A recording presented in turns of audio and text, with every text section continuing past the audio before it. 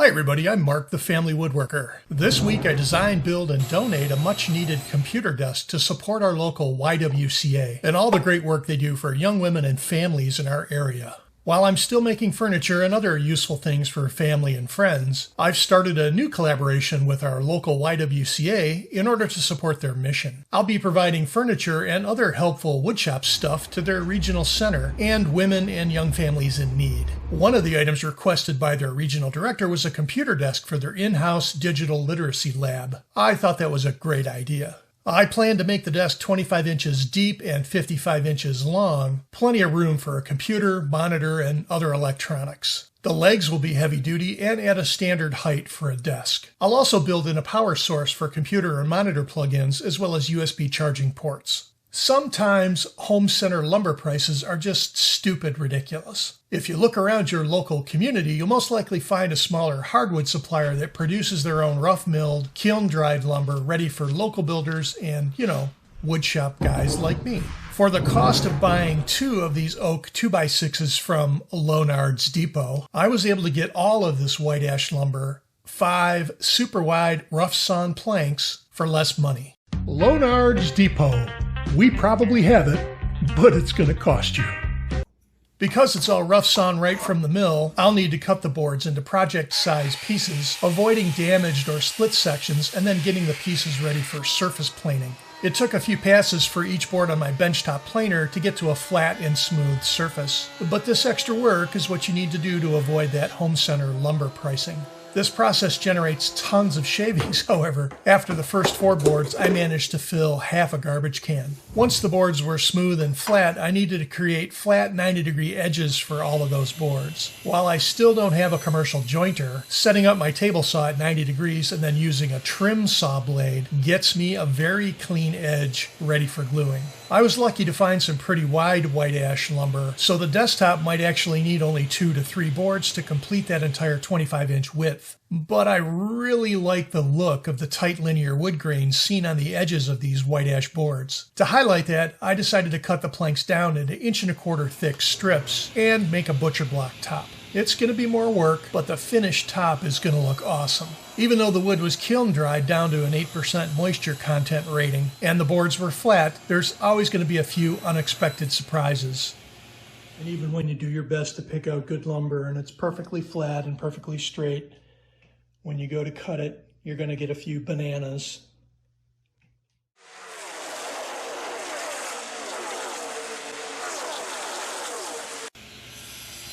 I had a little rough trimming to do on the longer desktop boards, but that'll just get them ready for the glue-up process. So while I glue up and clamp the longer boards, you might notice that I'm gluing up the boards in 3 separate steps. No matter how much I adjust those individual boards to get them to line up squarely on top, there's always 1 or 2 uncooperative boards who spend a little bit too much time at the pub the night before. They might think they're fine, but they're just a little bit off. Gluing the top in 3 separate pieces means I can still fit them through my small benchtop planer to clean up any of that bad behavior, so to speak. The next morning, the 3 pieces were unclamped and the excess glue was skimmed off with a chisel. I also pulled out the planer once again for one last surface cleanup without any intention to remove any of that final thickness. This was just going to be a thin cut to smooth out the entire top. My final thickness came in at just under 1.25 inches. The edges, however, were not a perfect fit and required a little hand plane work to get the 3 sections to fit tightly together.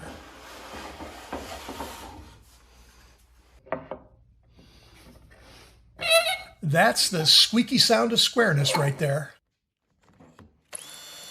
I'm going to use some dowels to help line up those 3 pieces, finish the glue up, square up the ends of the top, and then bevel the outer edges to make it more comfortable to rest your arms on. While those videos play, I wanted to take a minute and talk about why I'm doing this. I'm lucky in that I never wanted or needed my shop or my channel to be a business. While I love designing furniture and artwork, I've got additional capacity to create new designs for people other than my family. Looking at charity options, I got turned off by places like Goodwill and the Salvation Army because people who don't actually need furniture are poaching the good stuff and then reselling it for their own profit. My stuff might never make it to the people who need it most. And then, accidentally, I found the YWCA. Not only can I help supply certain needed items to their regional support center, but they can also help distribute furniture and other woodshop things to women and young families who actually need it. My son Matt and I can also help provide some artistic creations to be used in future YWCA auctions and fundraisers. This computer desk is our introduction, and I'm sure there will be other opportunities for us to do more.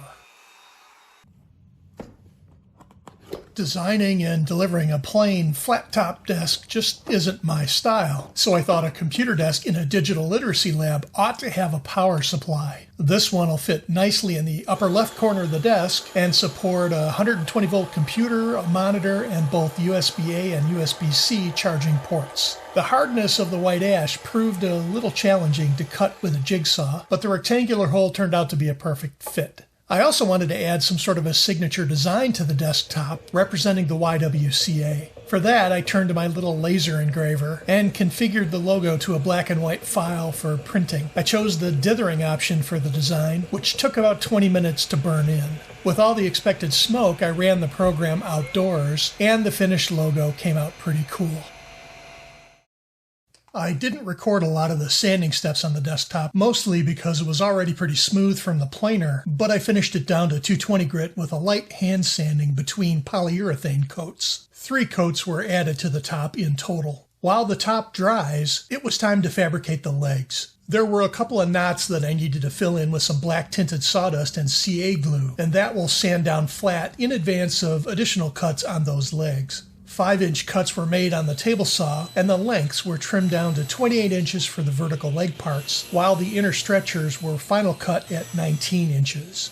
The total leg dimensions will finish out at 28 inches tall, 21 inches deep, and 5 inches wide. For the leg construction, I'm going to set up a consistent drill pattern for each butt joint and hold that initial construction together with glue and cabinet screws. I'll also drill in some wider recessed holes on the top plate of the leg to hide the thicker screws that will attach to the tabletop. I'm also going to add a 4-inch wide piece of oak set perpendicular to the top of the leg in the center of that 5-inch leg width. This will stiffen up the entire leg structure and prevent diagonal racking of that box leg.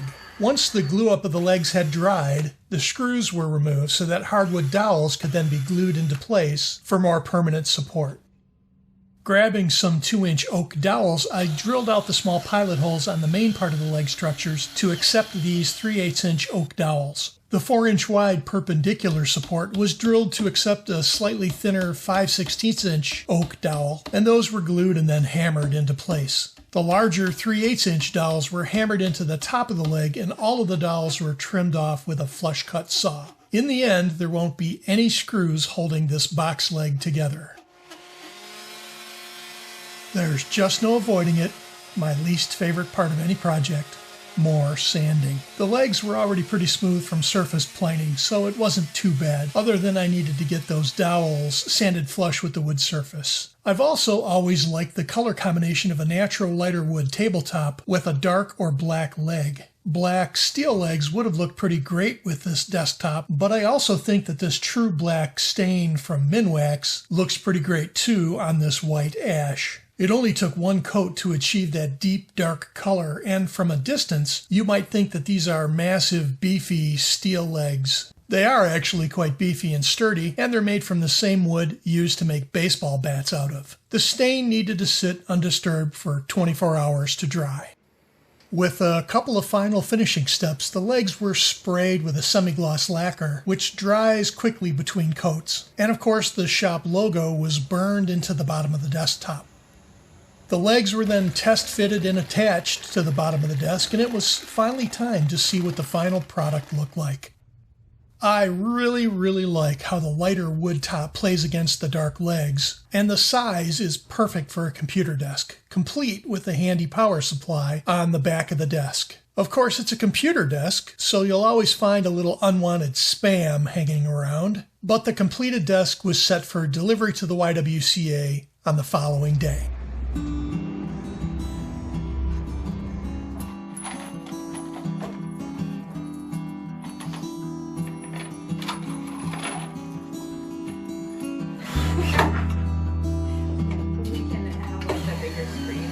Yeah, on the actual.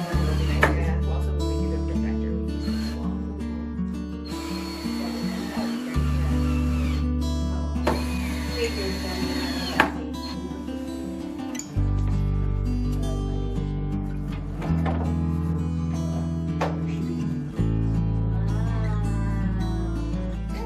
my gosh, look, it's branded, Laura. That's so cool.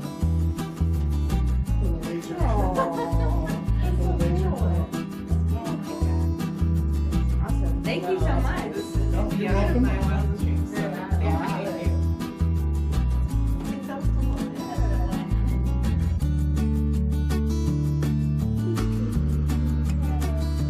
This was a really fun project for a great cause, and I really like the work that these women do for our community. If you'd like to donate or serve in some way, you can find their website link in our video description, or search on YWCA GLBR for the Great Lakes Bay region. More YWCA projects to come. Everybody, thanks for watching, take care, and we'll see you soon.